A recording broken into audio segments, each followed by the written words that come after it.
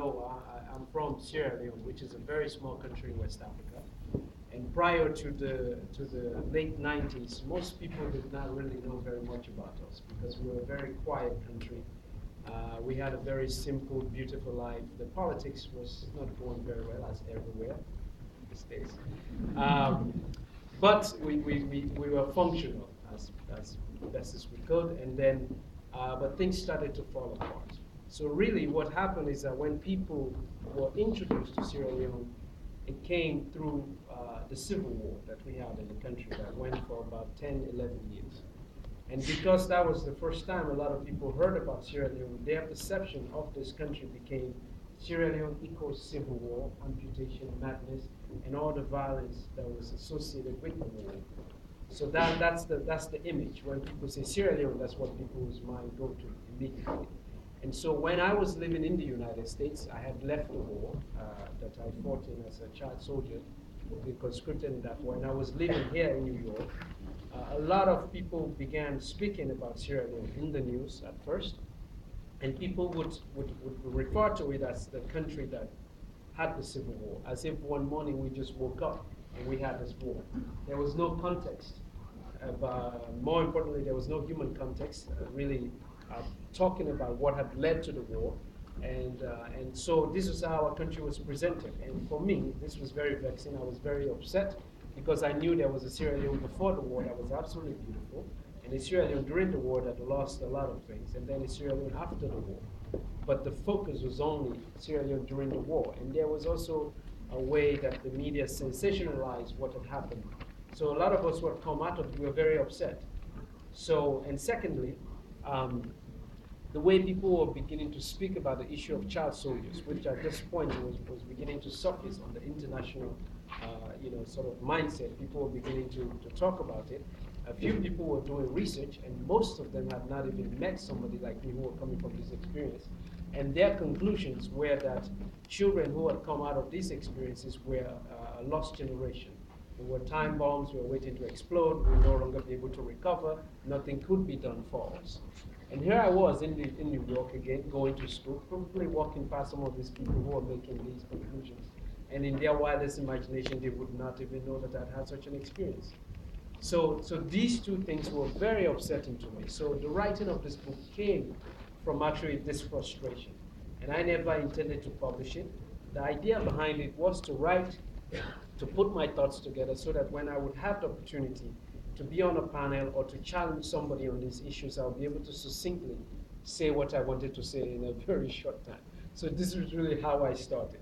And I was in college at this point, and my background is in political science. So I started writing, and the professor took a liking to what I was writing, and so I finished this book before I graduated. I never intended to publish it at all. I think if I had intended to publish it, I probably wouldn't have written it, because I didn't want people to know my background, not because I was ashamed of it, because it was a difficult background. It was something that was very emotionally difficult to talk to people about. For example, when I was in high school at the United Nations International School, most people did not know my background. When they met me, they asked me where I was from. They would say, "Are you from New York?" Whatever their first question was, I agreed with it, so I didn't have to explain myself. The woman who adopted me, my mother is a white Jewish woman, so when she came to school, everyone had a question. "Oh, this is your mom. How is that possible? Well, you adopted." I said, "Yes." Whatever they said, I agreed with it, so that I wouldn't have to explain. And the reason was because if I wanted to talk to somebody about my background, I needed to have enough time to really explain to them what it was. Otherwise, they would jump to all sorts of conclusions that may not be very good. And I remember during school, some students found out because their parents, when I was admitted into the school, they had a Parent-Teachers Association meeting that sort of talked about the fact that this kid who's a former child soldier is going to be in your school. So some people were worried about that. And so some parents accidentally told their children about it. And so they came to school and were like, "Oh, you were a child soldier, you were a rebel, or you were this and you were that." And I realized that because if people don't have the time to really listen to the entire story, they would just think I'm only capable of violence, or they will only see me through that lens and forget that was a part of my life, but not the entirety of who I am. So that's why I didn't say anything to anybody. If you can imagine, during lunch, I would have said to somebody in school, I was a child soldier, so let's go back to class. That did not go very well. So I didn't say anything because of these things. So when I wrote this book, and I finished, and I was actually going to go to law school and do other things, and then I was convinced to show it to a few publishers to get it published. And then I agreed to it, and I think it was really when I began to realize that this would go public. So I actually had to call a lot of people that were close friends of mine that had had always suspected that there were things I wasn't telling them, to tell them that, when you've always done something I wasn't telling you, that is coming out in a book that I wrote, so just be prepared for it. But to go back a little bit to even before this frustration that led to the writing of the book came about, I had the thought to actually find a way to talk to people about what war really is. And these sort of views in my head and these thoughts in my head came about during the travel to come to the United States to live with my mother, the woman who had adopted me. In the war in Sierra Leone, when I was in the war, after I was removed for the first time, after being there for nearly 3 years and fighting as a soldier and all I had come to know, and I didn't think anything else was possible. I lost my entire family. And when I was removed from the war and went through rehabilitation, I was living in the capital city of my country. I had been reunified with my uncle, who was the only family member they could find. And I didn't know what would happen in my life. So then I was luckily selected to come to the United States, to New York, to speak at a conference. And this conference was following a study that a woman called Gracie Machel had done on the impact of armed conflict on children around the world. This was the first comprehensive study that really brought the case to the United Nations, to the Security Council, and then started the creation of various international legal standards to prevent the use of children. Now, for this study, she went all over the world and made it clear that the use of children in war was not an African issue. This was a global problem. So you had it in Colombia, you had it in Sri Lanka, you had it in favelas in Brazil, you had it in various African countries, of course, and so on. So they brought 2 people from all of these places, 2 young people that had been interviewed for this study. And I happened to be selected from Sierra Leone. I'd just come out of the war. And actually, when I went for the interview, I told of the person who was conducting the interview because I was a very angry young man at the time. And then I was selected to come to New York. So when I arrived here, I met the woman who later became my mother, but I went back after this conference.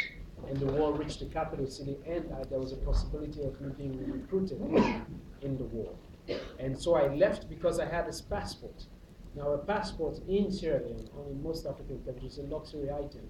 Even though it's a right, most people don't have access to it because it's expensive to secure and all the rest are cumbersome. And so I had this one, so I was able to move a few steps quicker than some people, even though it wasn't easy. So on that trip back to the United States is when I began to realize how very little people knew about what war really is. Because when I would go to an American embassy to get a visa, the question that was asked, or what I was required of me, was to provide a bank statement and a document that showed ownership of property, so that I could prove that I would return to my country. Now, I was running from all I had was what the clothes that I was wearing, my passport, and nothing else. So I remember trying to convince this fellow, talk to him, explain to him, do you know there's a war going on in Sierra Leone? He said, yes, I know. You have these documents. And I remember thinking to myself, wow, this fellow does not really understand the nature of war itself. When it's like, it reports in this following manner. You are in school, maybe you go to the market, or you go to the river to fetch water, and your town is attacked, and you hear gunshots, and they start shooting at people. At first they shoot in the air just to create the chaos. And when people start running, they just start gunning people down. So you run for your life. Parents are separated from their children. You don't have time to go back home to pick up anything. So your family has worked for whatever they have, their house, everything for however many years. You leave everything and you run. If you're lucky, the only thing you come out with is your life. If you're extremely lucky. And that's what happens. So let's assume you had your bank statements and your ownership of property, whatever that is. You don't think when you hear the gunshot, you're not thinking to yourself, I should really print my bank statement. So I tried to have a sense of humor with this, but just to explain to him, he did not understand what I was trying to say. And I realized to myself that people really don't understand what this means. So also when I arrived here, and my mom started taking me around to put me in various schools, a similar question came about. most people wanted me to provide a report card. I thought to myself, I don't have a report card. I mean, I know I was in school, but that's all. I mean, there was no way for me to prove to people that that existed. And in the medium that they wanted was documentation. When you run from war, you don't take anything. I didn't even have a baby picture. During high school, most people wanted us to provide pictures when we were children so they could put in the yearbook. I was the only person who did not have one. Because when you run from war, you don't have those simple things. You don't even collect them. You know, you just run. So most of my friends did not know my background, just thought maybe I was a really ugly baby, therefore to provide the baby picture, and I just laughed. You know? And so there were all of these things. So people would ask me, oh, where's your report card? And I said, no, I don't have one. And they would say, oh, everybody has a report card. And I would laugh again and say, a lot of people I know don't have one. Because again, when you run from war and when they come into town, they destroy everything. They shoot at buildings, they level everything, so you lose everything completely. So for me, writing earlier on became a way to really bring to life some of the things that I could not provide physically. For example, to get into school, I had to write an essay about why I did not have a report card, because everybody was asking me why. So that was the essay that got me into school, it got me a scholarship. So writing became that medium for me until I really wrote this book. It was more trying to bring to life some of the things that I no longer had physically. Now, the war in Sierra Leone devastated everything, but before that war, I went to school. Sierra Leone is a former British colony, and therefore we had a very strong, rigorous sort of model of British education. So as a young boy, you know, I went to school, and you know, I also was introduced to American hip hop culture because my father worked for an American mining company that was in this very remote area that I grew up in. Now, I didn't have electricity or tap water or anything, but I went to school. We had very limited resources, but we were excited about just learning.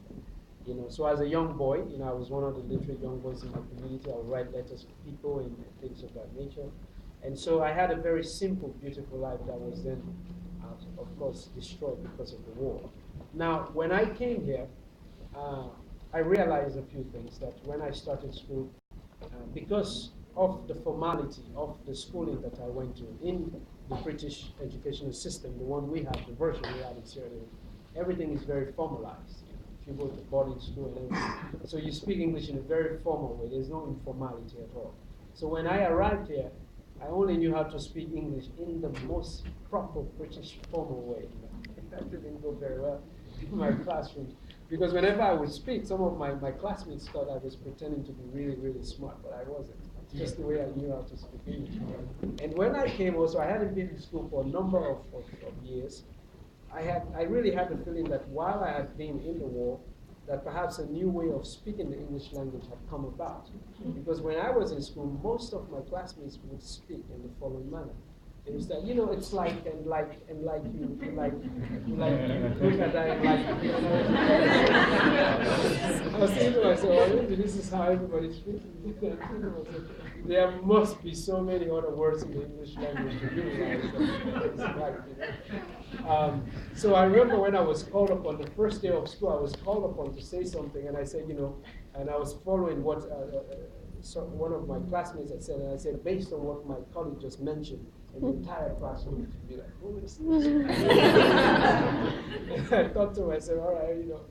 So slowly I tried to make my English as informal as possible, so that people would not feel that way. But these were some of my experiences. There are also a lot of different things that when I came here that I did not understand and I had to adjust to. But after I wrote this book and then it came out, I didn't really know what it meant. I didn't even know that it would be successful in any way at all because I never intended for anybody to read it. And part of me actually didn't want it to be successful. I didn't want people to know. But then it came out and it just immediately gained such a strong attention. And I even didn't know what that meant. So I will give you an example. So I just graduated and a friend of mine had rented an apartment in Brooklyn. And so we went in, you know, it was in those days when you have landlines. Nobody has it. And people have it, they don't use it anymore. So you get the package with the landline and the television and the internet. So we went and we registered, and I put my name on it. And so all of a sudden we started getting calls, you know, because we did not, we registered my name, we did not, we did not unlisted, and they don't put it unlisted, which I didn't know, that I now become a public person. I didn't know what that really meant. So all of a sudden, everybody will call. We will have like literally 100 calls a day. People say, like, is this the writer, Ishmael Beah? Like, how did they get our number, you know? Because we did not know. So, but I remember even before that, you know, the next chapter of the book had been put in the New York Times Magazine. So, and the photographer who took the photo of me had said to me while he was taking the photograph that, you know, you better get sunglasses and a hat, because when this comes out, you're not going to be able to go anywhere. And I thought, no, I don't know. I didn't even know what he was saying. So one morning, I was on the train, and I sit on the train, and all of a sudden, everybody in the car opened up, and my face is like that. So I was like, oh man, I was like, so I got out of the train and I bought the sunglasses. And I walked, you know, and oftentimes I started playing with it because I'll be on the train when the book came, and even to this day, people will come up to me and they will say to me, you know, you look like this guy who wrote this book. And I would say, yeah, I always get that. And they would say, you know, are you sure you're not this fellow? I'm like, no, and I would tell them, so what is it? They would tell me about the book. They would tell me, you should read it, man. You know, I have the most honest reviews of the book through this, and I would really engage with them. And I would try not to laugh or be really serious about it. He said, you know, Sierra Leonean. And I said, oh, is this country West Africa? And they would give me all the time. Like, oh, okay. I'll try to pick it up, you know. And I'll try to laugh. So really, the book came out and it had a life of its own. But now what I do, because my background is in political science, I work with the United Nations, in particular UNICEF, in the capacity as an ambassador for the children affected by war and conflict. And so I go to many places around the world where there are civil wars ongoing, post-war nations, and in places where young people are drawn to violence, like the favelas in Brazil, somewhere in Jamaica, and all of these things. And so what we do, when we go to the war zones, we try to negotiate the release of children from the armed groups, which is what was done for me when I was there. So we go and we meet with some of the warlords, people carrying guns, young people as young as you, younger than you, are carrying weapons when we go, and then we try to get them released from the fighting. It is very difficult because when we go, we don't have any protection because you can't go to negotiate the release of other people with your own armed group because it's not going to work. It's going to be a chaos. So we go, and sometimes it's very difficult. They sign papers and they don't do anything with it. But we continue on. Of recent, I was in Central African Republic many times to do this work, and sometimes it's very difficult and intimidating. They will threaten you and do all of these things. But I go because I understand the mindset that they're in, because I was once in that side as well. I was once in that particular environment. So we've been successful to remove a lot of young people from the fighting, but it is a difficult work in terms of trying to reintegrate them in a society, in a country that continues to be dysfunctional in a lot of ways. So I do this in Congo, we did some in Sri Lanka, we did some in Myanmar, in Colombia, and things. So we literally, I'm always running around. I'm never in New York, even though I live there. I'm never there. And when we go, you can't have your phone. You know, I was hearing during the introduction here, people will say to you, oh, you know, turn your phone, put your phone in there, you can't have your phone. Because what we do also is to protect the locations of some of these groups. So you have to leave your phone. If you have your phone on, they will literally just shoot you. They will not ask you to turn it off. That's pretty much it. Because it means that you can give up where they are. And sometimes we're blindfolded to go to certain places. And we arrive, and then, you know, of course, before we go, we would ask all the groups fighting to have a ceasefire, because they have expressed that they want to end the war. And we say, if you want to, and you want international organizations to be a part of this process, you need to show good faith by removing some of the children and giving them to us so that we can take them in and give them another life, right? So they agree to this. And sometimes the message doesn't go through. For example, in Colombia, we were there one time and we had asked a ceasefire to be among the groups between the FARC and the ELN and the different groups. But the message, whoever was supposed to carry the message, didn't really take it. The time we got there, they started attacking each other. Like, all right. Everybody was freaking out. I was thinking to myself, okay, well, you know, this time around it's going to be in Colombia. I'm going to have to fight in Colombia. Because at some point you would have to protect yourself. You're part of this. Anyway, this is my life. Lastly, I will say that I have a second book that's coming out in January, which is fiction. Still set in Sierra Leone, looking at post-conflict life and things of that nature. So I wanted to just give you a little bit of background about how the writing of the book came about, what I'm doing now, and then open it up to questions. As you realize, I didn't go into much detail about the substance of the book itself because you've already read it. And so I figured you would ask questions and then we'll be able to discuss that. So with that said, thank you thus far for your attention. And raise your hand and ask a question. Don't be afraid to ask any question. Ask me anything you want to. You won't offend me. If I don't want to answer it, I will tell you I don't want to answer it. So